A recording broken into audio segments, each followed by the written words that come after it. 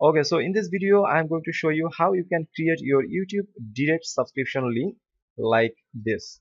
So still, if you didn't subscribe my channel, please subscribe my channel for more update, and please click on this bell icon for quick notification. So how you will make your direct subscription link? So first you need to log into your YouTube channel and then go to your channel settings option and click on this advanced settings,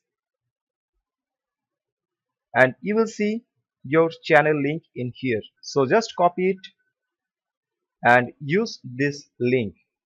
Just you need to replace this link and enter your YouTube channel code in here. And if you go to this link,